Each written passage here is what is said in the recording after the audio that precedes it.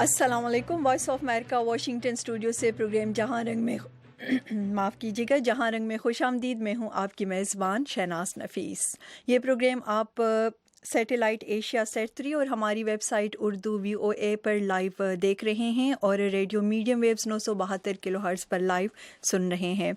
हमारा toll free number जिस पे आप कॉल करके इस प्रोग्राम में हिस्सा ले सकते हैं वो है 0800-777-889 नंबर। कुछ देर में आपको स्क्रीन पे भी नज़र आएगा।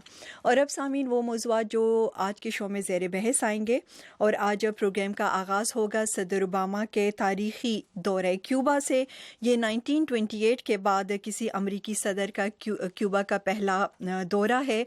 और आज सदर ओबामा इतलात के मुताबिक क्यूबा के जो सदर हैं राउल कैस्ट्रो उनसे मुलाकात करेंगे और कल वो सरकारी टेलीविज़न के ज़रिए क्यूबा के आवाम से ख़िताब भी करेंगे। तो इस सेगमेंट में हम बात करेंगे कि क्यूबा से मुतल्लिक अमरीकी पॉलिसी में तब्दीली जो आई है उसकी वजूहात क्या हैं और इससे दोनों ममालिक को क्या फ़ायदा पहुंचेगा।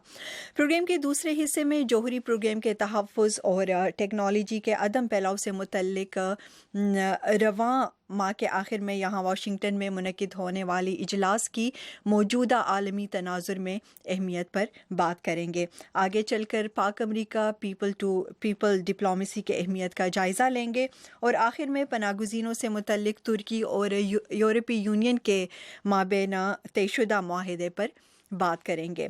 प्रोग्राम के पहले हिस्से में हमें ज्वाइन किया है डेमोक्रेटिक पार्टी के सरगर्म कारकुन और तज्ज़िया निगार डॉक्टर ताहिर रुहेल साहब ने। उनको खुशामदीद कहते हैं। और हमारे साथ हैं रिपब्लिकन पार्टी के एक सरगर्म कारकुन आप भी तज्ज़िया निगार हैं, तलत रशीद साहब ने भी हमें ज्वाइन किया है। उनको भी प्रोग्राम में खैर मकदम कहते हैं।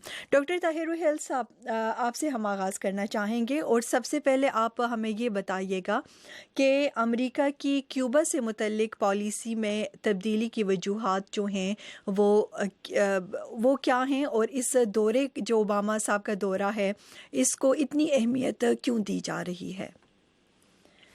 शनाज, सुनने वालों को मेरी तरफ से सलाम। अमेरिका और ताल्लुकात हैं उसको बैनुल अक़वामी तनाज़ुर में देखना बहुत ज़रूरी है और उसको तारीख़ी हवाले से देखना बहुत ज़रूरी है।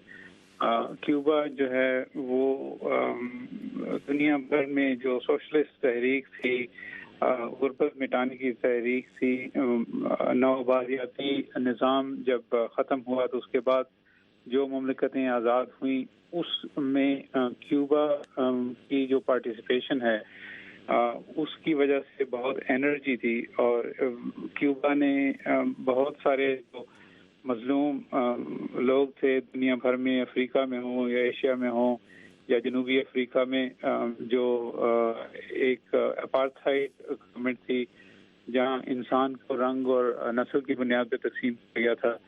इन सारी तहरीकों में क्यूबा ने बढ़ चढ़ के हिस्सा लिया और क्यूबा की एक इखलाकी बर्तरी जो है वो बहुत अरसे से, पिछले साल बल्कि 70-80 साल से वो दुनिया के गरीब अवाम की नज़र में उनके सामने है। तो सदर ओबामा जो हैं वो किसी हद तक उस तहरीक से या उस सोच से एसोसिएट करते हैं और अमरीकी अवाम जो अमेरिका का जो लेफ्ट है वो ये देखता है कि अमेरिका भी एक लिहाज से आज से 80-90 साल पहले बहुत रेसिस्ट मुल्क हुआ करता था। तो अमेरिका में जो गरीब अवाम की ताकीद ली है और एक डेमोक्रेसी के जो कुछ हिस्से जो अमेरिका में आए हैं वो उनके आने की जो तहरीकें हैं वो जहां दुनिया में उठी वहां सोवियत यूनियन, चाइना और क्यूबा और इस जैसे ममालिक जो थे वो शामिल थे। अमेरिका का जो लेफ्ट है उसका आप देखें कि एक चे गुवेरा के ऊपर फिल्म बनी थी जो फिडेल कास्ट्रो का इनकलाब क्यूबा में, उनकी फिडेल की जो तस्वीर है वो आप दुनिया में कहीं भी देख सकते हैं। तो वो जो इखलाकी एक मायार है या वो जो इखलाकी एक तख्त है, सदर ओबामा अपने आप को किसी हद तक उससे एसोसिएट करते आए हैं और अभी भी करते हैं।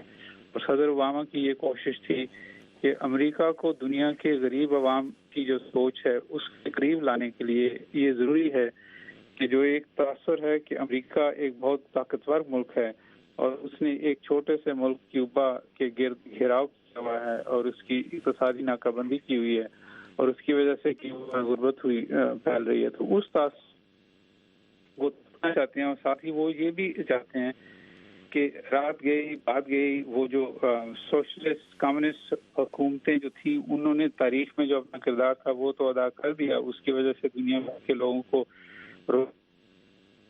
لیکن ان کا جو تسلط ہے، ان کی ون پارٹی رول کے اندر جو تشدد ہے اور انسان وہاں دبایا جاتا ہے، اس کا بھی ازالہ ہو سکے اور کیوبا میں ایک نئی سوچ پیدا ہو سکے، ایک جمہوری مکالمہ شروع ہو سکے، ایک بات چیت کیوبا کے عوام آپس میں کر سکیں اور کیوبا کے عوام جو ہیں وہ اپنے لیے ایک نئی جمہوری وہ تلاش کر سکیں. اوکے ہمارے ساتھ رہیے طلعت رشید صاحب. ڈاکٹر طاہر روحیل صاحب نے جو وجوہات بتائی ہیں جس کی بنیاد پر صدر اوباما جو ہیں وہ کیوبا سے متعلق اپنی پالیسی میں تبدیلی لائے ہیں، اس کو آپ کہاں تک اس میں آپ کو وزن نظر آتا ہے؟ کیونکہ ہم اب بھی دیکھ رہے ہیں کہ امریکہ جو ہے 1920 سے کیوبا کے جس حالات کیوبا کے اندر جن حالات سے وہ نالا تھا اور اس پہ اعتراضات کر رہا تھا، وہی حالات آج بھی کیوبا کے اسی طرح ہیں. اظہار آزادی وہاں پر نہیں ہے، سیاسی مخالفین جو ہیں وہ جیلوں میں ان کو بند کیا جاتا ہے، بلکہ صدر اوباما کے دورے سے کچھ منٹ پہلے کی کہا جاتا ہے کہ جو وائٹ لیڈیز ایک وہ ہے آرگنائزیشن، ان کے لوگوں کو پکڑا گیا اور جیلوں میں ڈالا گیا. تو کہاں تک آپ صحیح اس کو سمجھتے ہیں اور کیا اس سے پہلے جو امریکہ کی پالیسی تھی وہ غلط تھی اور اب امریکہ جو ہے وہ درست سمت میں جا رہا ہے؟ شکریہ بہت بہت انوائٹ کرنے کا. سب سے پہلے تو میں یہ کہوں گا یہ ایک ویری گڈ ول جیسچر ہے، لیکن ایٹ دا سیم ٹائم ایک امریکہ جو ہے وہ کسی سوشلسٹ کنٹریز کو پروموٹ نہیں کرنا چاہتا، یہ اس کی پالیسی ہے. اس کا اظہار آپ نے دیکھا کہ ریپبلکن سینیٹر جیسے روبیو جو پریزیڈینشیل کینڈیڈیٹ ہیں انہوں نے بھی اس کا ذکر کیا کہ وہاں پہ ہیومن رائٹس کی وائلیشن ہو رہی ہیں اور اوباما صرف اپنی سائڈ سے یا ڈیموکریٹک پارٹی کا ویو لے کے وہاں پہ جا رہے ہیں. حالانکہ یہ کسی حد تک اچھا سٹیپ ہے، لیکن اوور آل اس کو ریپبلکن پارٹی کی طرف سے اچھا نہیں دیکھا جا رہا. اسی وجہ سے کیونکہ وہاں پہ جیسے آپ نے ذکر کیا کہ ہیومن رائٹس وائلیشنس ہیں، پلس جو ان کے الائز ہیں امریکن کے وہ بھی اس کو پسند نہیں کر رہے. تو اسی وجہ سے یہ جو سب سے بڑا مسئلہ ہو رہا ہے یہی ہو رہا ہے کہ ہم امریکہ کو کیوبا کو ہم کیوں اتنی اس کے تعلقات کیوں اچھے کر رہے ہیں جو کہ ہمیشہ ہیومن رائٹس کی وائلیشن کرتا ہے، ان کے لوگوں پہ سپریشن ہوتی ہے، سوشلسٹ کنٹری ہے. تو یہی ساری وجوہات ہیں. اوکے آپ کی جو پارٹی ہے اس کے ریپبلکن پارٹی، اس کے اندر بھی کافی، جس طرح آپ نے کچھ نام بھی لیے ہیں، بعض ایسے رہنما ہیں جو اوباما صاحب کی اس پالیسی کے خلاف ہیں. مین ان کے جو بڑے بڑے تحفظات ہیں وہ کیا ہیں؟ وہ مین یہ جو سب سے بڑا ہے نا ہیومن رائٹس وائلیشن جو ہے دیٹس نمبر 1. اور دوسرا جو ہے یہ کیوبن جو لوگوں کے انٹرسٹ ہیں یا امریکن انٹرسٹ وہاں پہ اتنا نہیں ہے. وہاں پہ جیسے یو ایس ریپرزینٹیو آپ نے سنا ہوگا کیتھی جو ہے کیتھی کیسٹر جو ان کے ساتھ گئی ہیں اور انہوں نے بھی اسی انڈائریکٹلی اس کا ذکر کیا. اور ایک دو فلوریڈا کے جو جن کا ساؤتھ امریکن کنٹری سے تعلق ہے یا وہ ان کے پیرنٹس وہاں پہ پڑھ رہے ہیں، ان کا بھی یہی ہے کہ فیڈرل کاسٹرو کی جو گورنمنٹ ہے اس نے لوگوں پہ بہت ظلم کیا ہے. ابھی بھی وہاں پہ اتنی فریڈم نہیں ہے جتنی ہونی چاہیے اور امریکہ اس بات کے خلاف رہتا ہے ہمیشہ.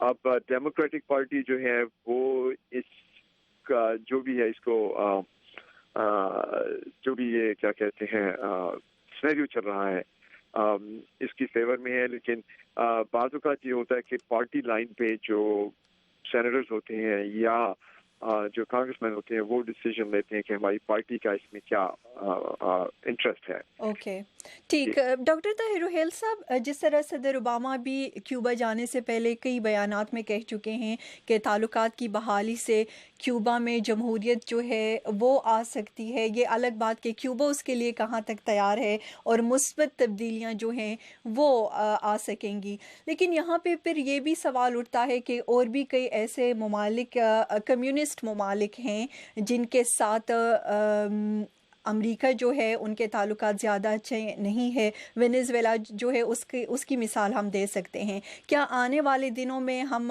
یہ توقع کر سکتے ہیں کہ باقی جو کنٹریز ہیں جہاں پہ کمیونزم ہے ان کے ساتھ بھی امریکہ کی پالیسی میں تبدیلی آئے گی؟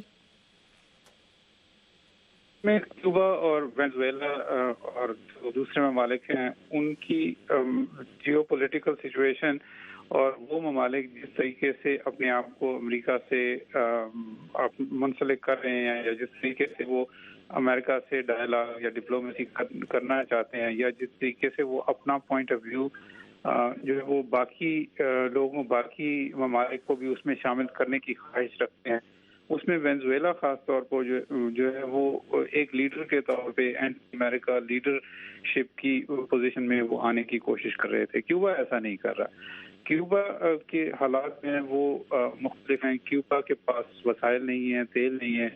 کیوبا کی اکانومی جو ہے وہ بہت مشکلات کا وہاں ایک صورتحال ہے، اور کیوبا جو ہے وہ کیوبن وہ they are running out of ideas ایک لحاظ سے۔ اوکے، وہ بات صحیح ہے، اکانومی جو اقتصادی حالات ہیں وہ ڈیفرنٹ ہے، اب آپ نے بتایا کہ یہ ڈیفرنس ہے ان ممالک میں، لیکن پھر ساتھ یہ بھی بات کی جاتی ہے کہ امریکہ اور کیوبا کو اگر دیکھیں تو ان کے جو اکنامک ڈائنامکس ہے وہ بھی ایک جیسے نہیں ہے، وہاں پہ ایک کمیونزم ہے، یہاں پہ کیپٹلزم ہے، تو پھر کس طرح ہم کہہ سکتے ہیں کہ ریلیشن شپ میں جو گروتھ کی ہم بات کر رہے ہیں وہ کس طرح ہوگی؟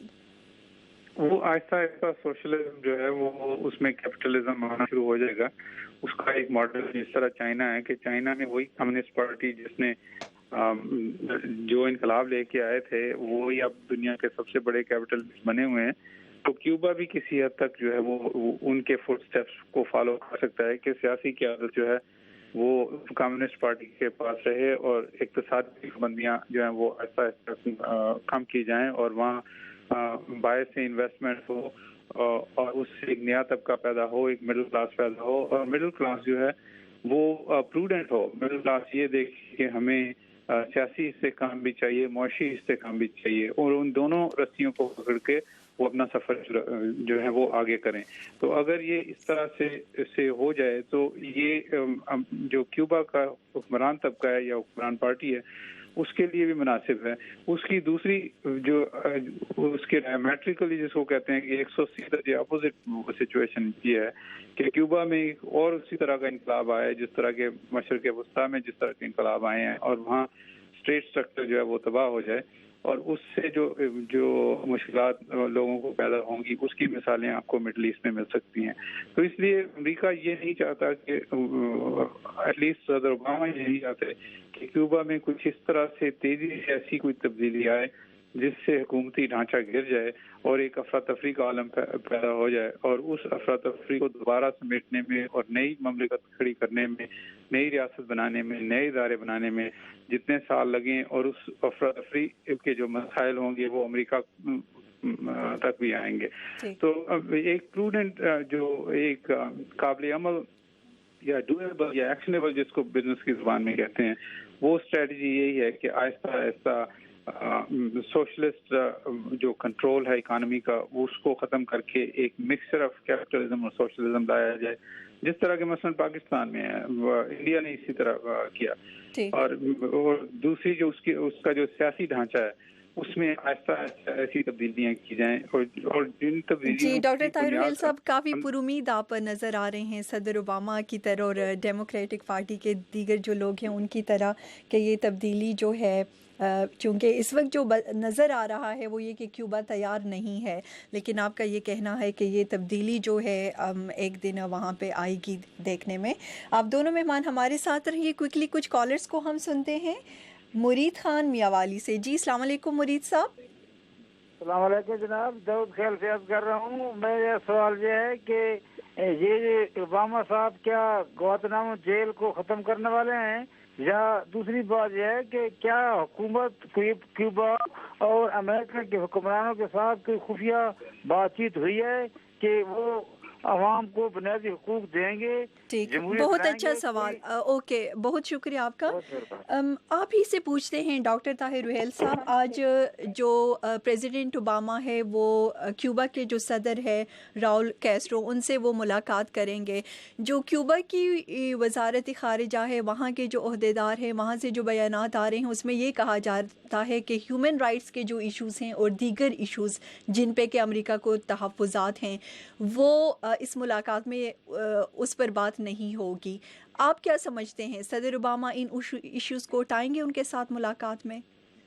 میرے خیال میں صدر اوباما ان معاملات کو اٹھائیں گے، لیکن دنیا میں جو نعرے بازی کی جو صورتحال ہے اس میں کیوبن جو پوائنٹ آف ویو ہے وہ پاکستان میں مروج پوائنٹ آف ویو سے بہت مطابقت رکھتا ہے. کیوبن جو آفیشلز ہیں وہ گوانٹانامو بے میں جو قیدی ہیں ان کو جس طرح سے ٹریٹ کیا جا رہا ہے، یہ جو تاثر ہے اس کو امریکہ کے سامنے لے کے آتے ہیں. جب امریکن حکام جب بات کرتے ہیں کہ کیوبا میں جبر ہے، تسلط ہے، لوگوں کو قید کیا جاتا ہے، کسی کو بات کرنے کی اجازت نہیں، کوئی پریس نہیں، کوئی ویڈیو نہیں، کوئی انٹرنیٹ نہیں، تو کیوبن وہ گوانٹانامو بے کا ذکر لے کے آ جاتے ہیں. تو یہ اس لحاظ سے جو ایک اخلاقی برتری امریکہ کو ہونی تھی، اگر گوانٹانامو بے نہ ہوتا تو وہ جو ہے وہ کسی حد تک ڈیلیوٹ ہو جاتی ہے یا کمزور ہو جاتی ہے.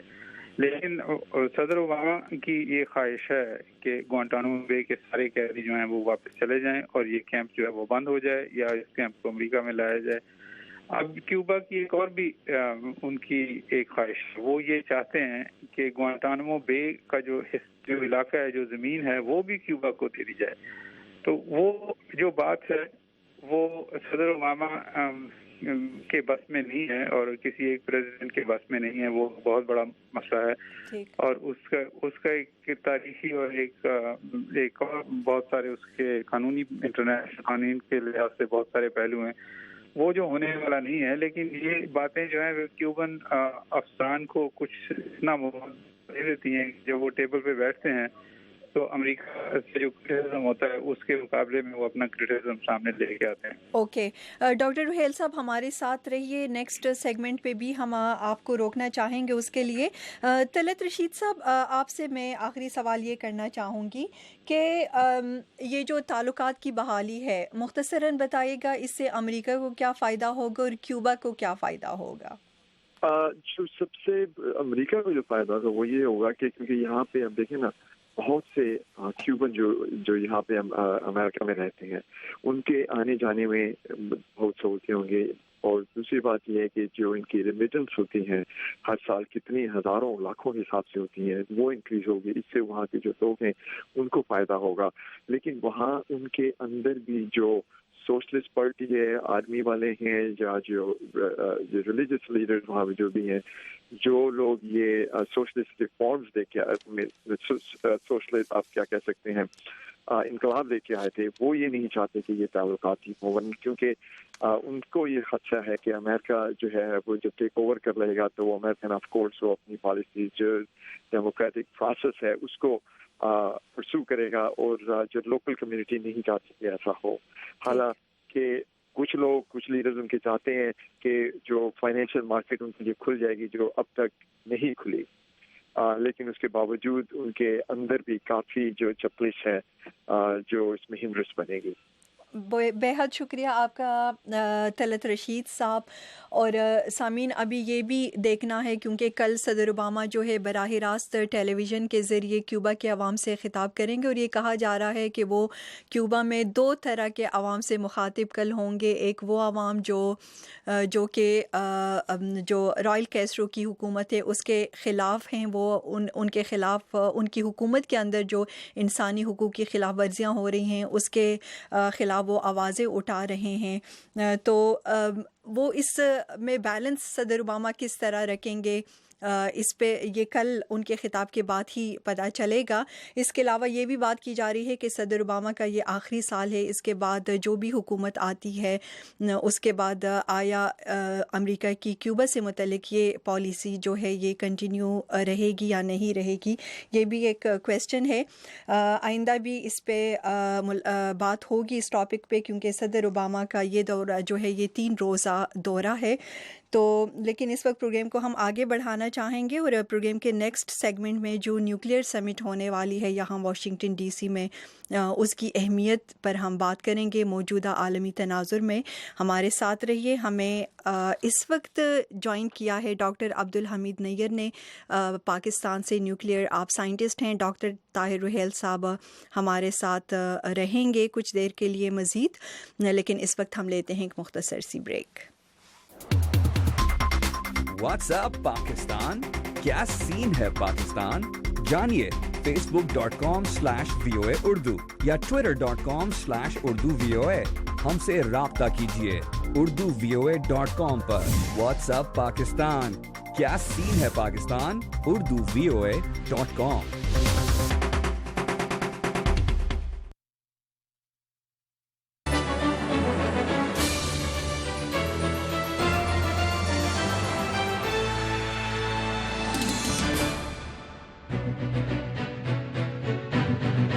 जी सामीन, एक दफ़ा फिर प्रोग्राम जहां रंग में खुश आमदीद जो आप सुन रहे हैं voice of America Washington studio से बराह रास्त। और डॉक्टर अब्दुल हमीद नैयर साहब, आपको भी प्रोग्राम में खुश आमदीद। और आपसे हम ये जानना चाहेंगे, अभी इस माह के आखिर में जो न्यूक्लियर हथियार के तहफ़्फ़ुज़ के हवाले से और अदम फैलाव के हवाले से एक कॉन्फ्रेंस यहाँ वाशिंगटन में मुनक्किद हो रही है। तो ये कॉन्फ्रेंस अगर हम देखें ये ऐसे वक्त में हो रही है जब शुमाली कोरिया जो है आज भी उसने समंदर में बताया जाता है मिसाइल जो हैं वो दागे हैं।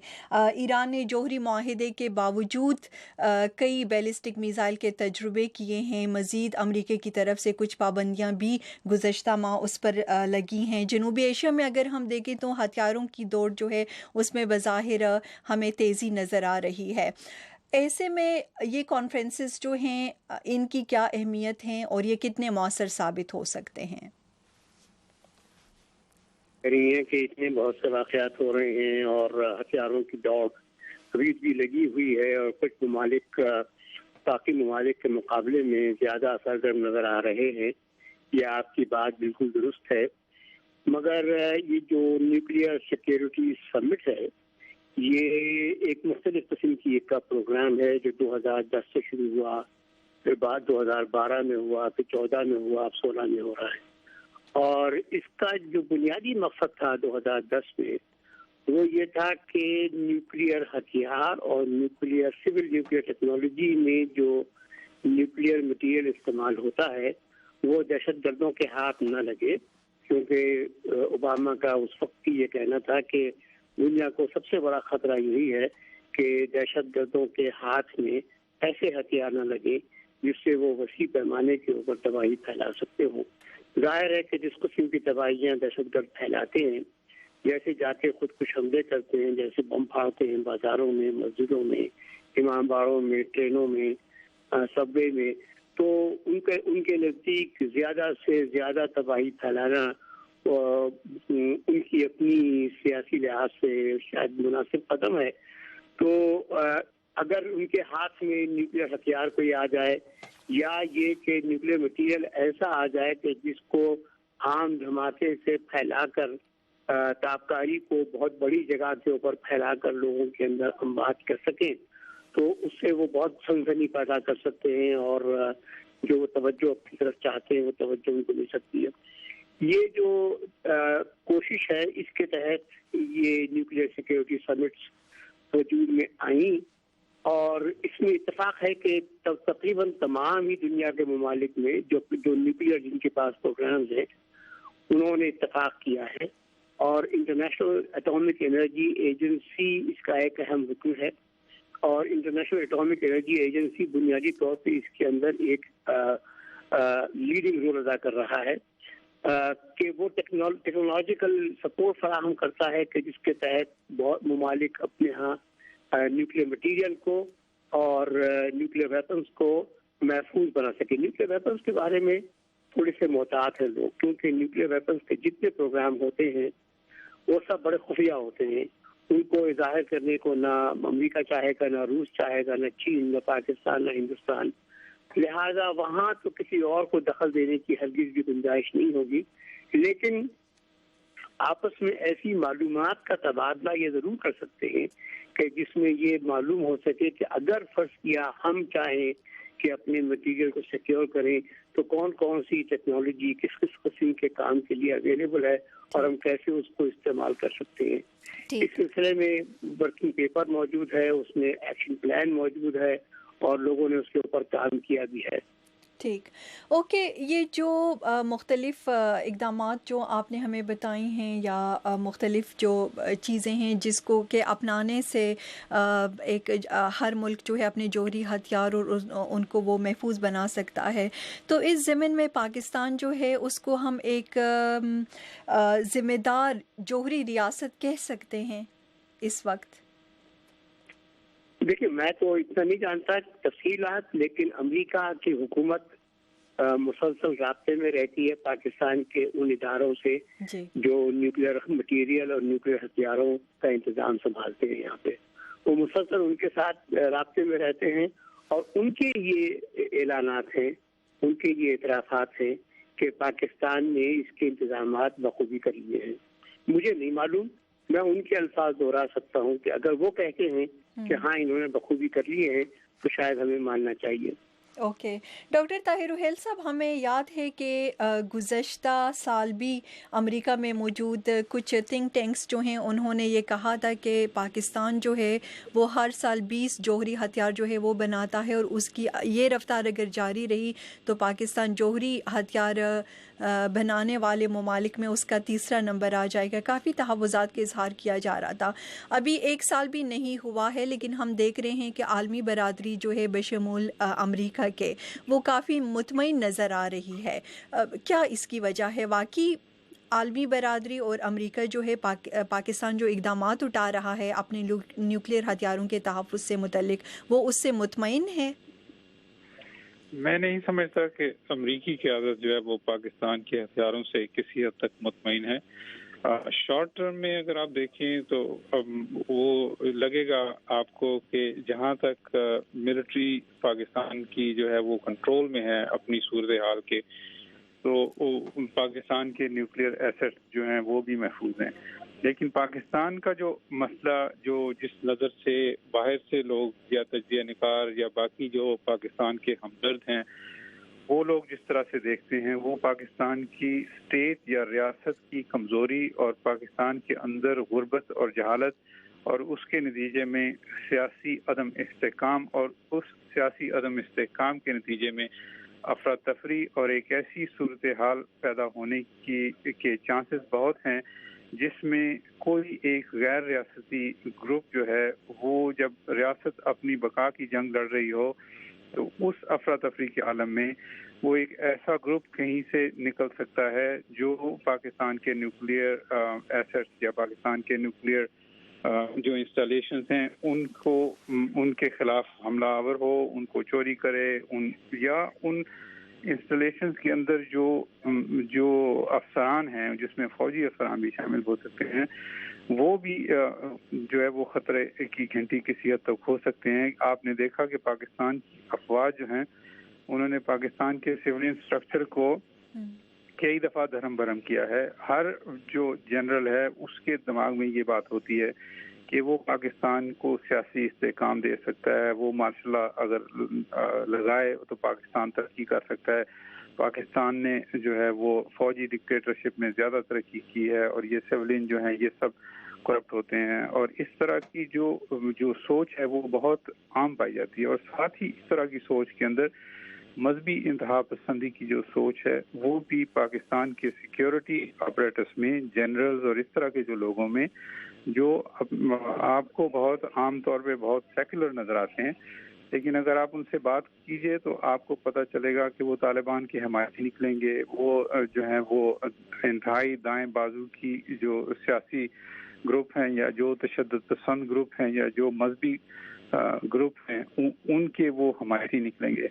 तो ऐसी सूरत हाल में जहाँ पाकिस्तान के 50% बच्चे जो हैं वो स्कूलों में नहीं जा रहे, जिनका कोई मुस्तकबिल नहीं है, जिनको मुस्तकबिल के लिए तशद्दुद पसंदी और इस तरह के लिए वो लोग फॉर्डर हैं, वो इस तरह की लोग जो हैं, इस तरह के बच्चे जो हैं, उनको बड़ी आसानी से इस तरह की चीज़ों की तरफ राग़िब किया जा सकता है जिसमें इंतहा पसंदी, ऑर्गेनाइजेशन और इस तरह की चीज़ें हैं। और पाकिस्तान की सोच जो है, सियासी सोच, वो एक कुएं वाली सोच हो गई है। पाकिस्तान एक ज़माने में सतह के ऊपर पाकिस्तान की सियासी क़यादत की जो सोच होती थी वो दुनिया नजर रखी होती थी, उन जैसी सोच होती थी। अभी जो पाकिस्तान की सोच है वो उनकी अपनी कन्वर्सेशन है, उनका अपना एक एको चैम्बर है कि जिसमें एक आदमी बात करता है, दूसरा जवाब देता है, और बात और जवाब देने वो आलमी बरादरी से कटे हुए हैं। आलमी सतह पे जो तब्दीलियां हो रही हैं उनसे वो वाकिफ नहीं है। तो ऐसी सूरत हाल में पाकिस्तान के न्यूक्लियर हथियार जो हैं, जो आज महफूज हैं, वो हो सकता है कि कल महफूज ना हो। ओके, आप बताइएगा डॉक्टर अब्दुल हमीद नैयर साहब, क्योंकि ये भी ख़बरें आ रही हैं कि गुज़श्ता दिनों जो जोहरी तहफ़्फ़ुज़ से मुतल्लिक़ बैनुल अक़वामी जो इदारा है IAEA, उनके ताउन से इस्लामाबाद में पहली दफ़ा एक कॉन्फ्रेंस जो है उसको हम वो कह सकते हैं कि जो जोहरी हथियार के तहफ़्फ़ुज़ के हवाले से तरबियती प्रोग्राम या कॉन्फ्रेंस जो है वो इस्लामाबाद में मुनक्किद हुई, और इस किस्म की कॉन्फ्रेंस पहली दफ़ा पाकिस्तान में मुनक्किद हुई है। इससे क्या पैगाम जाता है? क्या पाकिस्तान जो है उसको मज़ीद कुछ करने की ज़रूरत है, या फिर ये कि IAEA की तरफ से पाकिस्तानी कोशिशों पर इससे इजहार पर एतमाद का इजहार होता है? देखिए, जो बात IAEA कॉन्फ्रेंस वगैरह की है वो उसको आप एक और नज़र से भी देख सकते हैं कि पाकिस्तान IAEA का मेंबर भी है और उसकी गवर्निंग बॉडी का मेंबर भी है, गवर्निंग बोर्ड का। लिहाजा पाकिस्तान उसका इतना एक्टिव पार्टनर है कि अगर वो कोई कॉन्फ्रेंस करना चाहे तो पाकिस्तान उसको आसानी के साथ होस्ट कर सकता है, बखुशी होस्ट कर सकता है। पाकिस्तान के सिविलियन के प्रोग्राम चल रहे हैं, लिहाजा उसको एक लेवल ऑफ इंटरेक्शन उसका रहना जरूरी है। मगर जो बात इससे पहले मैं ये कहूँ कि डॉक्टर साहब ने जो बातें कही हैं उसमें मुझे बहुत बड़ा इत्तेफाक है मुझे कि पाकिस्तान की असल सूरत हाल सिर्फ यही नहीं है कि हमारे ऑफिशियल्स की थिंकिंग क्या है या अभी की परसेप्शन क्या है, बल्कि असल चीज़ जो है वो यहाँ का ग्राउंड लेवल के ऊपर जो चीज़ें हो रही है वो है। यहाँ पे वाकई दहशतगर्दी बहुत ज़्यादा है और दहशतगर्दी के ऊपर ज़रब अज़्द को काम करते हुए इतनी तमाम देर होने के बावजूद भी इस वक्त भी इन तमाम ऐलानात के बावजूद भी जो सरकार की तरफ से आते हैं, जो फौज के सरबराह की तरफ से आते हैं कि हमने सर को चल दिया है, हमने अभी तक वो जो दहशतगर्द हैं, तंजीमें हैं, उनको हमने ख़त्म नहीं किया और वो इस इलाके में पाकिस्तान के मुख्तलिफ इलाकों में मौजूद हैं, अफगानिस्तान में मौजूद हैं और इनके जो इंटरनेशनल लिंक्स हैं वो मौजूद हैं। और ये दहशतगर्दी पाकिस्तान के अंदर इतनी सरायत कर चुकी है और इसकी दक़यानूसियत और इनके जो ख्यालात के अंदर जो मजहबियत सरायत कर चुकी है इतनी ज़्यादा कि जिसका इजहार मिसाल के तौर पर सलमान तासीर के कातिल के जनाजे के ऊपर हुआ था, जिनमें लाखों लोग आ गए, उन्होंने वहाँ पे इसको बड़े बड़े जो वकला थे, बड़े बड़े रिटायर्ड चीफ जस्टिस थे, उन्होंने उस कातिल की हिमायत की वगैरह। ये जो जहनीत है ये बड़ी सरायत कर चुकी है और ये जहनीत जो है वो अगर फर्ज किया वकीलों में नजर आती है, यूनिवर्सिटी के प्रोफेसर में नजर आती है और आजकल हमारे पाकिस्तान की मुख्तलिफ यूनिवर्सिटियों से अलकायदा के बहुत से ग्रुप पकड़े गए हैं, दाइश के ग्रुप पकड़े गए हैं। अगर यूनिवर्सिटियों में नजर आती है, वहाँ के टीचर्स में नजर आती है और अल्स पे नजर आती है, वकीलों में नजर आती है, तो ये साइंसदानों में भी हो सकती है और उन साइंसदानों में भी हो सकती है कि जो एटॉमिक एनर्जी कमीशन के प्रोग्रामों में शामिल हैं। और इसके बावजूद कि इनका क्लेम यह है कि हम पर्सनल रिलायबिलिटी प्रोग्राम पूरा का पूरा चलाते हैं और हम किसी सूरत में भी ऐसे लोगों को अपने पास नहीं रखते जो एक्सट्रीमिस्ट टेंडेंसी रखते हो, लेकिन एक्सट्रीमिस्ट टेंडेंसी रख के हर वक्त तो कोई नहीं कर रहा होता, पता नहीं किस वक्त आ जाता। ये खतरा हमेशा मौजूद रहेगा। सही। उससे बढ़ के बात जो है वो ये है कि ये लोग आर्मी की बहुत सी इंस्टॉलेशन के ऊपर पहले बहुत बड़े बड़े हमले कर चुके हैं जगह जगह। न सिर्फ ये बल्कि ये भी बात है जानने की कि इनकी दस्तरस साइंसदानों के ऊपर भी है और ऐसे लोगों पर भी है। ये भी बात जानने की है कि पाकिस्तान एटॉमिक जो पाकिस्तान के न्यूक्लियर प्रोग्राम के कंपोनेंट्स हैं वो सारी एक जगह पे नहीं है, इन्होंने जान के जगह जगह फैलाए हुए हैं, दूर दूर हैं, लिहाजा न्यूक्लियर मटेरियल जो है वो ट्रांसपोर्ट होता रहता है एक जगह से दूसरी जगह से तीसरी जगह। लिहाजा न्यूक्लियर चाहे उसको कितना ही कैमोफ्लेज करके वो चलाएं, लेकिन अगर इनसाइड इंफॉर्मेशन कभी मौजूद हो तो आप आराम से उसको हाईजैक कर सकते हैं, अगवा कर सकते हैं, उसका इस्तेमाल कर सकते हैं। तो फिर यहाँ पे लेकिन डॉक्टर नैयर साहब फिर यहाँ पे ये सवाल उठता है कि जो हालात ज़मीनी हालात आपने बताए हैं, डॉक्टर ताहिर रुहैल साहब की जो गुफ्तगू है, उनकी जो एनालिसिस है उसको अगर हम देखें, लेकिन उसके बावजूद जो आलमी बरादरी है, अमरीकी ओहदेदार हैं, वो इत्मीनान का इजहार कर रहे हैं उन इक़दामात पर जो पाकिस्तान ने हालिया दिनों में जौहरी हथियारों के तहफ़्फ़ुज़ से उठाए हैं। तो फिर उसको किस तरह किया जाए, या महज इसको पाकिस्तान की हौसला अफजाई कहा जाए, या फिर डू मोर की एक मुख्तलिफ शक्ल इसको कहा जाए? मेरा ख्याल है कि हौसला अफजाई है ये, और उसमें यूँ है कि पाकिस्तान की सरकार को वो किसी सूरत में भी एक नापसंदीदा पराया स्टेट करार देने के काबिल नहीं है। देखिए पाकिस्तान के यहाँ जो न्यूक्लियर प्रोग्राम बन के फैल के बन चुका है उसको वो बाहर वाले कोई भी अपनी मर्जी से ना बंद कर सकते हैं न किसी वक्त भी आके उस पर कब्जा कर सकते हैं, क्योंकि ये एसेट्स भी पाकिस्तान के न्यूक्लियर वेपन्स भी बहुत फैले हुए हैं पूरे मुल्क के अंदर, और उनके जो मटीरियल हैं वो भी उनके जो इंस्टॉलेशन है वो जगह जगह फैली हुई है। लिहाजा वो कोई सूरत हाल नहीं हो सकती कि बाहर से कोई आके इसके प्रोग्राम को कब्जा करके और ख़त्म कर दे। लिहाजा काबिज तो हुकूमत पाकिस्तानी होगी, उसका मुंतजिम तो हुकूमत पाकिस्तानी होगी। लिहाजा हुकूमत पाकिस्तान को जितना ज़्यादा इंगेज करवा सके वो करवा रहे हैं। हुकूमत पाकिस्तान उनको बहुत सी इत्तला देती है, और वो जब सवाल करते हैं तो बहुत चुपके में सवाल करते हैं, जिसके जवाबात ऐसे नहीं कि वो जो दिल में आए जवाब देते हैं, क्योंकि फिर बाद भी जाके वो तमाम जितने जवाबात उनको हासिल हुए होते हैं उनको वो एक दूसरे से मैच करके देखते हैं कि जवाबात कंसिस्टेंट हैं कि नहीं है। अगर नहीं हो तो वो अगली दफा लाके दिखाते हैं कि आप ये हमें क्या इंफॉर्मेशन दे रहे हैं जिसमें जवाबात कंसिस्टेंट नहीं है। चुनांचे पाकिस्तान की तरफ से जो इंफॉर्मेशन जाती है चाहे वो बेयर मिनिमम हो, लेकिन वो ऐसी है कि जिसमें उनको किसी न किसी हद तक इन प्रिंसिपल इत्तेफाक होता है, मगर अगर पूरी तरह इत्तेफाक ना भी हो तब भी वो पाकिस्तान की हौसला अफजाई करना चाहते हैं। जी बहुत शुक्रिया आपका डॉक्टर नैयर साहब, और डॉक्टर ताहिर रुहैल साहब आपके भी हम शुक्रगुजार हैं। हमारे जो लिसनर्स हैं टेलीफोन लाइन पे, उनसे रिक्वेस्ट करना चाहूँगी वो हमारे साथ रहिए। नेक्स्ट सेगमेंट में हम उनको टाइम देंगे, उनको सुनेंगे। नेक्स्ट सेगमेंट में Pak US people to people diplomacy की जो अहमियत है उस पर हम बात करेंगे, लेकिन इस वक्त लेते हैं एक ब्रेक। व्हाट्सएप पाकिस्तान, क्या सीन है पाकिस्तान? जानिए facebook.com/VOA Urdu या twitter.com/Urdu VOA। हमसे राब्ता कीजिए urduvoa.com पर। व्हाट्सएप पाकिस्तान, क्या सीन है पाकिस्तान? urduvoa.com।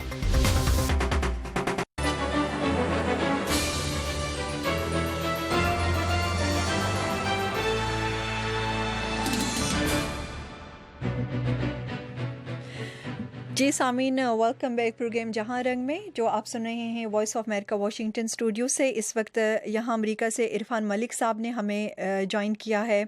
आप well known Pakistani American community के एक मेंबर हैं और हमें एक एजुकेशनिस्ट रसूल बख्श रईस साहब इंटरनेशनल अफेयर्स के आप एक्सपर्ट भी हैं, वो पाकिस्तान से कुछ देर में हमारे साथ होंगे। और इरफान मलिक साहब, आपसे हम आगाज़ करना चाहेंगे। बेहद शुक्रिया आज के प्रोग्राम में आप टाइम दे रहे हैं। ये बताइएगा, यहाँ अमेरिका में ना सिर्फ पाकिस्तान बल्कि दीगर ममालिक के साथ भी हम देख रहे हैं कि पीपल टू पीपल डिप्लोमेसी जो है उसमें काफ़ी तेज़ी हमें नज़र आ रही है। इस डिप्लोमेसी के पीछे अमेरिका की सोच क्या है, वो क्या इससे हासिल करना चाहता है? जी अस्सलाम वालेकुम। ये जो आपने टॉपिक है ये काफ़ी देर से स्टेट डिपार्टमेंट और पाकिस्तान की जो फॉरेन मिनिस्ट्री है, मैं कहूँगा उसके दरमियान ये बातचीत चल रही है कि हम लोगों में इन दो ममालिक में पीपल टू पीपल रिलेशनशिप जो है वो इतना नहीं है, ज़्यादातर कंट्री टू कंट्री या एडमिनिस्ट्रेशन टू एडमिनिस्ट्रेशन है। और स्टेट डिपार्टमेंट का ये तजर्बा है कि जिन ममालिक के साथ अमेरिका का पीपल टू पीपल रिलेशनशिप है उनके साथ अमेरिका के तल्लुकात बेहतर हैं।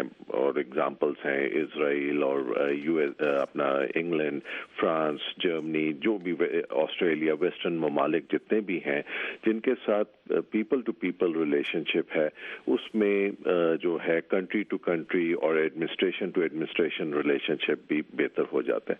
तो स्टेट डिपार्टमेंट ने और पाकिस्तान गवर्नमेंट ने इस सिलसिले में कोशिश ये की थी कि जी पीपल टू पीपल रिलेशनशिप बढ़ाने के लिए ना सिर्फ कल्चर या सकाफत का जो है वो तल्लक कायम किया जाए, बल्कि जर्नलिज्म, एजुकेशनिस्ट और जो पार्लियामेंटेरियंस, इस तरह डिफरेंट जो डिसिप्लिन्स हैं, डिफरेंट जो हैं लोग, वो एक दूसरे को मिले और उससे तल्लुकात बढ़े। और इस सिलसिले में कई सालों से डिफरेंट ग्रुप्स जो हैं, जैसा मैंने बताया एजुकेशनिस्ट के, जर्नलिस्ट हैं, लॉयर्स हैं, वो पाकिस्तान से अमेरिका आते हैं, अमेरिका से पाकिस्तान जाते हैं और उनकी जब इधर मुलाकात होती है तो एडमिनिस्ट्रेशन से बहुत कम मुलाकात होती है। ज़्यादा उनकी मुलाकात अगर लॉयर्स का ग्रुप आया है तो वो डिफरेंट शहरों में, अमेरिका के डिफरेंट शहरों में लॉयर्स को जाके मिलते हैं। अगर यूनिवर्सिटी प्रोफेसर्स का आया है ग्रुप तो वो डिफरेंट यूनिवर्सिटीज में उनको मिलते हैं, अपने इक्विवेलेंट जो प्रोफेसर्स हैं उनके काउंटर पार्ट्स उनको मिलते हैं। तो ये एक बड़ा एक सक्सेसफुल मॉडल है। इसको टाइम लगेगा, जैसा मैंने कहा कि अमेरिका का और ममालिक के साथ भी है, पाकिस्तान के साथ उन्होंने ये शुरू किया है, इसको ज़रा अभी टाइम लगेगा, पर यह है कि उम्मीद है कि इससे ना ओनली लोगों की अंडरस्टैंडिंग बढ़ेगी बल्कि अमेरिकन और स्टेट डिपार्टमेंट का तजर्बा है कि जब पीपल टू पीपल रिलेशनशिप हो तो उससे ट्रेड और बाकी चीज़ों में भी इजाफा होता है। ओके, हमारे साथ रहिए। डॉक्टर रसूल बख्श रईस साहब ने भी हमें ज्वाइन किया है। आपको भी डॉक्टर साहब हम खुशामदीद कहते हैं और आपसे हम ये जानना चाह रहे हैं कि ये जो अमेरिका और पाकिस्तान की पीपल टू पीपल डिप्लोमेसी है उसके तहत हम देख रहे हैं कि बहुत सारे पाकिस्तानी स्टूडेंट्स हों या फिर सहाफ़ी हों या टीचर्स हों, कानून साज हों, वो यहाँ पे आते हैं सरमायाकार अमेरिका। और फिर जब ये क्वेश्चन करना चाहूँगी कि वो जब वापस पाकिस्तान जाते हैं तो पाकिस्तान को क्या फ़ायदा इससे होता है? पाकिस्तान को कई लिहाज से पैदा होता है कि एक वो नौजवान बच्चे जो बहुत ब्राइट हैं और अमेरिका में जाते हैं तो उनकी आंखें खुलती हैं कि अमेरिका वो नहीं है जिस तरीके से कि लोग यहाँ प्रोपेगेंडा करते हैं, बल्कि एक बहुत आला तरक्की याफ्ता तहजीब है और उनका एक बेहतरीन निज़ाम है और जो लोगों ने और मुल्क में तरक्की की है वो एक मिसाल है। तो वापस जब आते हैं तो काफ़ी ये लोग एक लीडरशिप रोल अदा करते हैं अपने अपने शोबों में जी। और फिर वो जो एक تصور لے کے آتے ہیں مغرب کا اور امریکہ کا، ترقی یافتہ ملکوں کا اور جمہوریتوں کا، وہ پھر پاکستان کو بھی اسی طرح سے دیکھنا چاہتے ہیں. تو میں اس قسم کی جو مستقبل کے لیڈر ہیں مختلف شعبوں میں، ان کو اگر امریکہ سے انسپائریشن ملتی ہے اور اپنے پاکستانی نظام کو وہ کسی بھی لحاظ سے بہتر کرنے کی کوشش کرتے ہیں، جو ایسا ہو رہا ہے، تو میں سمجھتا ہوں کہ اس سے ملک کو بہت فائدہ ہوتا ہے. میں آپ کو ایک مثال دیتا ہوں. جی. ہماری ایک اسٹوڈنٹ تھی جو فل برائٹ کے اوپر ایک پروگرام میں امریکہ گئی تھی، اور امریکہ میں آپ کو پتہ ہے کہ teach U S A program ہے. وہ یہ کنسیپٹ پاکستان میں لے کے آئی اور اس نے یہاں پہ ایک این جی او شروع کی اور ایک پروگرام پاکستان میں شروع کیا، ٹیچ پاکستان پروگرام، جو کہ رم کے بچے، دوسرے اداروں کے بچے جو انڈر پریویلیج اسکول ہیں وہاں جا کے وہ پڑھاتے ہیں. اس طریقے سے مختلف شعبوں میں میں سمجھتا ہوں کہ وہاں دیکھ کے کہ لوگوں نے کیسے ترقی کی ہے، تو پھر یہاں کے وہ اسی قسم کی ترقی کا خواب بھی دیکھتے ہیں اور عملی اقدامات بھی اٹھاتے ہیں. اوکے. کچھ کالرز ہیں جو اس موضوع پہ کچھ کہنا چاہیں گے. جی لیاقت الملک صاحب دیر سے. السلام علیکم. سلام شہناز، میں پہلے موضوع پر کچھ کہنا چاہتا تھا طاہر رویل صاحب کی، لیکن وہ بھی اس سے ریلیٹڈ ہے. میں یہ پوچھنا چاہتا ہوں کہ ماہرین سے کہ یہ جو ہماری پیپل ٹو پیپل امریکہ کے ساتھ جو ڈپلومیسی ہے یا جو ریلیشن شپ ہے 9/11 سے پہلے جب ہم دیکھیں تو ہماری تو یہ خواہش ہے، آپ یقین کیجئے میں ضلع دیر کا آدمی ہوں جو شمالی علاقہ جات ہے، یہاں پر امریکن آیا کرتے تھے، ان کے ساتھ ہماری انٹریکشن ہوا کرتی تھی مختلف پروجیکٹس میں، بہت اچھے تعلقات تھے. میں یہ پوچھنا چاہتا ہوں کہ یہ کیا وجہ ہے؟ ٹھیک ہے آج بھی ہمارے اسٹوڈنٹ جا رہے ہیں، ہمارے وکلاء جا رہے ہیں، ہمارے پروفیسر جا رہے ہیں، کافی کچھ فائدہ ہو رہے ہیں وہاں جا کر، ان کی ترقی کے حالات دے کے، اسباب دے کے، وجوہات دے کے، اور پاکستان کے لوگوں یہاں آ کر پاکستان میں اس سے استفادہ کریں. لیکن میں یہ کہنا چاہتا ہوں وجوہات کیا ہے؟ طاہر رویل صاحب نے کہا کہ ایک مائنڈ سیٹ ہے. مائنڈ سیٹ کس وجہ سے ڈیولپ ہوا ہے؟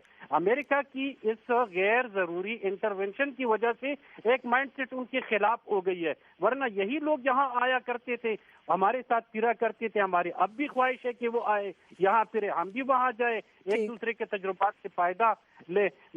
یہ جو آپ نے کہا میں ذرا وقت آپ کروں گا، آپ مائنڈ نہ کریں. ٹائم بہت کم ہے، ہم نے 2 اور ٹاپکس پہ بھی بات کرنی ہے. سوات سے ایک اور کالر ہے، لیکن لیاقت الملک صاحب آپ کا نکتہ ہم ضرور اٹھائیں گے پروگرام میں. ایک اور کالر سوات سے. السلام علیکم. گل آغا صاحب. ہلو وعلیکم. ہلو جی سر. السلام علیکم. وعلیکم السلام. دیکھو 68 سال ہو گئے، امریکہ جو ہے نا ہم کو ہوائی جہاز دیتا ہے، توپ دیتا ہے، ٹینک دیتا ہے، تو اس لیے جو ہے نا اس کا دوسری اس کو جو ہے نا پل اس نے دیکھ لیا، یا ہمارے جو چیز دیتے ہیں ہمارے فوج کو وہ صرف دہشت گرد بناتے ہیں. وہ امریکہ کے خلاف جو ہے نا نفرت وہی لوگ پھیلاتے ہیں. جی شکریہ، آپ نے کافی اہم پوائنٹ اٹھایا ہے، لیکن اس پہ ٹائم کی کمی کی وجہ سے ہم زیادہ بحث نہیں کر سکتے. آپ یہ بتائیے گا عرفان ملک صاحب کہ یہ جو پروگرام ہے اس سے امریکہ جو ہے وہ کیا حاصل کرنا چاہتا ہے، کیا ابھی تک اس کو فائدہ ہوا ہے؟ دیکھیے امریکہ کا تو جو اس میں جو آبجیکٹو ہے وہ میرے خیال میں جو آپ کے پہلے کالر نے ریز کیا وہ یہ ہے کہ جی پاکستان میں جو اس کی انفیوریبل ریٹنگ ہے وہ بہتر ہو، کہ پاکستان کے لوگ جو ہیں وہ امریکہ کو ایز اے دوست یا ایز اے فرینڈ سمجھیں. تو امریکہ کا یہ انٹرسٹ ہے، اور امریکہ چاہتا ہے کہ بھی انسٹیٹ کے میڈیا اور ایڈمنسٹریشن یو ایس اور پاکستان کے ریلیشن شپ ڈیفائن کرے.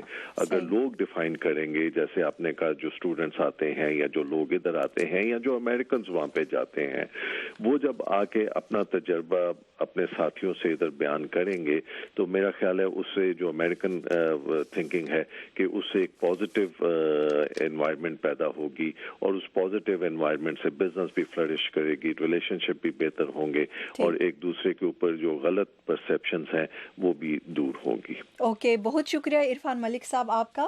اور ڈاکٹر رسول بخش رئیس صاحب، آخری سوال میں آپ سے یہ کرنا چاہوں گی، مختصراً اس کا جواب دیجیے گا. جو انٹرنیشنل ریلیشنز ہیں جس کے آپ ماہر بھی ہیں، اس میں جو نان گورنمنٹل انٹریکشن ہے اس کی کیا اہمیت ہے؟ یہ عام ہوتا ہے کہ کہ عوام اگر ایک دوسرے کے قریب آتے ہیں، اور ایسا ہوا ہے پاکستان کی تاریخ میں، تو ایک دوسرے کو سمجھنے میں، ایک دوسرے کی ثقافت، تاریخ، لوگوں کے بارے میں معلوم کرنے سے اعتماد سازی میں اضافہ ہوتا ہے، اور حکومتوں کے لیے پھر تعلقات کو وسعت دینا ان کے لیے آسان ہو جاتا ہے۔ تو لوگوں کے اندر جو ایک رائے مثبت پیدا ہوتی ہے، وہ ایک گہرا اثر کرتی ہے حکومت کی پالیسی پر، اور حکومت کو کسی قسم کی کوئی ریزسٹنس یا مزاحمت کا سامنا کرنا نہیں پڑتا۔ یہ پہلی دفعہ نہیں ہوا کہ میں صرف آپ کو بتاتا چلوں کہ صدر جانسن جب پاکستان آئے تھے تو یہاں پہ ایک جو ان کو دیکھنے کے لیے لوگ کراچی کے اندر وانحانہ انداز میں آئے تھے، ہزاروں کی تعداد میں، اور ایک ریڈیبان بھی تھا بشیر، تو ان کو انہوں نے پھر وائٹ ہاؤس کا مدعو کیا تھا۔ وہ پاکستان میں جو امریکہ کی یہاں پہ ایک پذیرائی ہوئی اور ایک اچھا تاثر پیدا ہوا، اس کی وہ مثال نہیں ملتی۔ اور برسوں تک، کئی دہائیوں تک لوگ وہ بشیر ریڈی بان کی بات کرتے تھے، اور کس طرح سے امریکہ میں اس کو وائٹ ہاؤس میں بلایا گیا اور اس کی پذیرائی کی گئی، ایک عام آدمی کی۔ تو یہ جو پیپل ٹو پیپل ڈپلومیسی ہوتی ہے، لوگوں کے ساتھ جو ملنا جلنا ہوتا ہے، اس کے اثرات زیادہ دیر پا ہوتے ہیں۔ بہت شکریہ ڈاکٹر رسول بخش رئیس صاحب اور عرفان ملک صاحب، آپ کے بھی ہم بہت شکر گزار ہیں، آپ لوگوں نے ہمیں ٹائم دیا اور ایک بریک جو ہے وہ لیے بغیر پروگرام کو ہم آگے بڑھانا چاہیں گے۔ اور اس وقت منظر وسیم صاحب نے، معروف تجزیہ نگار ہیں لندن سے، انہوں نے ہمیں جوائن کیا ہے، ان کو خوش آمدید کہتے ہیں۔ اور اس وقت ہم بات کرنا چاہیں گے کہ پناہ گزینوں سے متعلق ترکی اور یورپی یونین کے مابین جو ایک معاہدہ ہوا ہے اور کل سے وہ معاہدہ نافذ العمل بھی ہو چکا ہے، اس پہ ہم بات کرنا چاہیں گے۔ منظر وسیم صاحب، خوش آمدید پروگرام میں، اور یہ بتائیے گا کہ اس معاہدے پر عمل درآمد کی جب ہم بات کرتے ہیں، کون سے ممالک کا کیا کردار ہے، اور کیا اس سے پناہ گزینوں کا جو ایشو ہے، وہ جو مسئلہ ہے، وہ حل ہو جائے گا؟ جی، یہ اس سارے مسئلے کو اور اس ڈیل کو اگر ہم دیکھتے ہیں تو یہ شروع تب سے ہوا جب مشرق وسطیٰ میں جنگیں شروع ہوئیں اور لیبیا کے اندر بھی جنگ شروع ہو گئی۔ بہت زیادہ انفلکس ایک ریفیوجیز کا آنا شروع ہوا یورپ کی طرف، اور 2015-2014 کے اندر کافی زیادہ لوگوں نے آنا شروع کر دیا، اور ایکسپیکٹڈ تھا کہ 2016 میں ایکسپیکٹڈ تھا کہ 8.5 لاکھ تک تو ریفیوجیز کو ایبزارب کرنے کے لیے جرمنی ہی تیار تھا۔ لیکن ساتھ ہی ساتھ اور جو ملک تھے جس طرح سویڈن ہے اور اسکینڈینیوین کچھ کنٹریز تھے، اور ان لوگوں نے کافی اپنی ایک اوپن ڈور پالیسی رکھی اور کوشش کی کہ سب لوگوں کو جتنے بھی میکسیمم ریفیوجیز کو ایبزارب کر سکیں اپنے ملکوں میں، تو وہ انہوں نے اس کے لیے دروازے کھولے اپنے۔ لیکن اسی دوران میں فرانس میں جو واقعہ پیش آیا اور اس طرح کے ٹیررزم کے 1-2 واقعات کی وجہ سے لوگوں کا سینٹیمنٹ یہاں پر بالکل ایک دم ہی اوور نائٹ بدل گیا یورپ میں، اور ایک دم سے ہی ریفیوجیز کو دوسری نگاہوں سے دیکھا جانا شروع کیا۔ اسی دوران میں اگر ہم یاد پڑتا ہے کہ جرمنی کے اندر کچھ جو نیو ایئر کے وقت لڑکیوں کے ساتھ کچھ مس بہیو کیا ریفیوجیز نے، اس کی ایکوزیشنز آئیں جو بعد میں اور کہ کنٹروورشل ہے، لیکن یہ رہی ایسی سچویشن۔ اور پھر سویڈن میں بھی ایسے کچھ واقعات ہوئے۔ اس کے بعد سے تو بالکل ہی جیسے ریفیوجیز کے لیے کوئی سافٹ کارنر ہے، لیکن پھر بھی ان کو ایکسیپٹ کرنے کی جو تھی سوسائٹی کے اندر ایک ایبلٹی، وہ محدود بھی ہو کے رہ گئی۔ تو ایک بیکلیش سا آیا اور پھر ان کو بالکل ہی ریجیکٹ کرنے کی باتیں ہونی شروع ہو گئی۔ اسی سچویشن میں کیونکہ الٹیمیٹ جو تھے ڈیسٹینیشن ہم دیکھتے ہیں ریفیوجیز کے، وہ کوشش کر رہے تھے سویڈن، جرمنی میں، کچھ لوگ جو تھے برطانیہ میں آنے کی کوشش کر رہے تھے، لیکن اس سارے سینیریو کے اندر جب انہوں نے اپنے بارڈرز بند کر دیے، سویڈن نے بھی اور جرمنی کے اندر بھی مشکل ہو گئی، تو بہت سا ایک بیک لاگ اکٹھا ہو گیا گریس کے اندر، اور آگے ہم جاتے ہیں تو جو ہنگری اور ان ملکوں کے اندر کافی ریفیوجیز اکٹھے ہو گئے۔ ٹھیک ہے، اس سچویشن کی وجہ سے اب ایک پریشر پڑ گیا یورپین یونین پہ کہ اس مسئلے کا کوئی حل سوچنا چاہیے۔ اس طرح تو نان اسٹاپ ریفیوجیز آتے ہی رہیں گے، اور کس حد تک ہم ان کو ایبزارب کر پائیں گے۔ رزلٹ اس کا ہم یہ دیکھتے ہیں کہ یورپ کے بہت سے ملکوں جیسے سویڈن میں اور جرمنی کے بہت سے علاقوں میں ایکچولی کلچر کے اندر لوگوں نے شور مچایا کہ ہمارا کلچر ہی چینج ہو گیا ہے ریفیوجیز کی آمد کی وجہ سے۔ तो ये भी एक इशू बना। तो उस वजह से अब ये बनी पूरी जो ओवरऑल सिनेरियो के यूरोप जो था वो डेस्परेट हो गया कि किसी तरह कोई डील की जाए और किसी तरीके से रेफ्यूजीज को आने से रोके। लेकिन फिर ऐसी भी इतलात हैं कि ये माहिदा जो है ज़्यादा कामयाब साबित नहीं हो रहा है और कहा जा रहा है कि आज भी कुछ पनाहगुज़ीन जो हैं वो तुर्की से यूनान पहुंचे हैं।